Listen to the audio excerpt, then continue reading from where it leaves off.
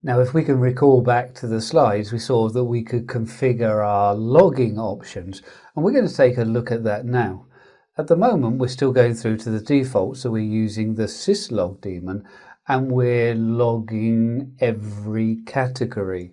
We're going to look then at adjusting this.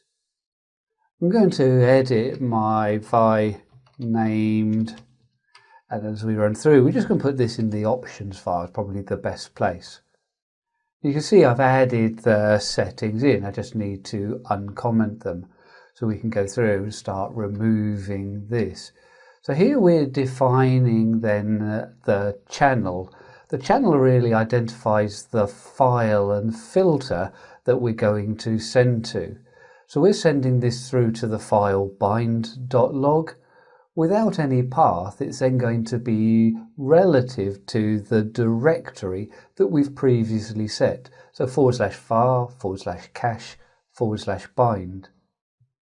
Here we've got severity info. Now previously within the slides we had set it to warning. Here I'm setting for info. So if I want to turn on query logging, I can, and we will still pick up that information.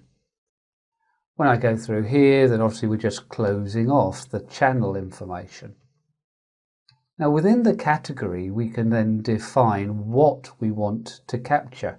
And there is a separate category even for queries, client queries, but we're better off just capturing that through the RNDC.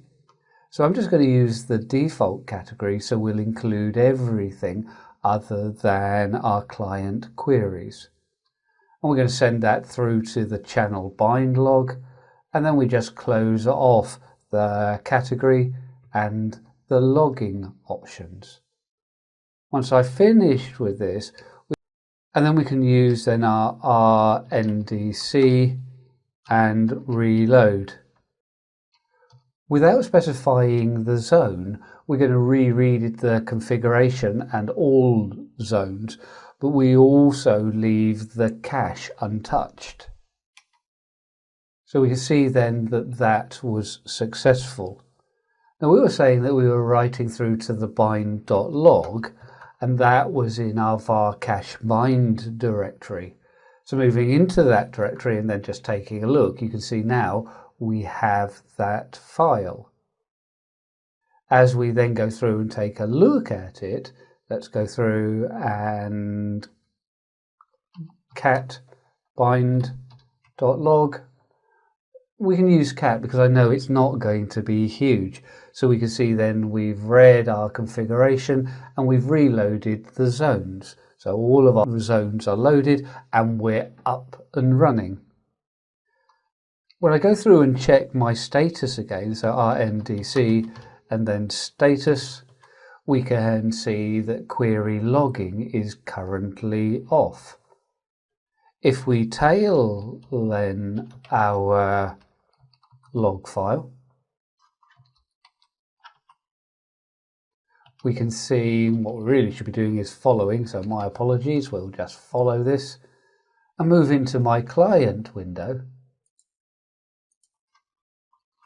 And let's go back up and look then for our record. And we can see that it's not generating any activity. Remember, we're only looking for info and above.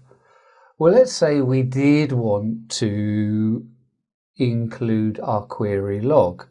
Well, again, we can then Control-C out of this, clear my screen, go into the RNDC, turn the query log on, but remember this is just toggling it, which will turn it on.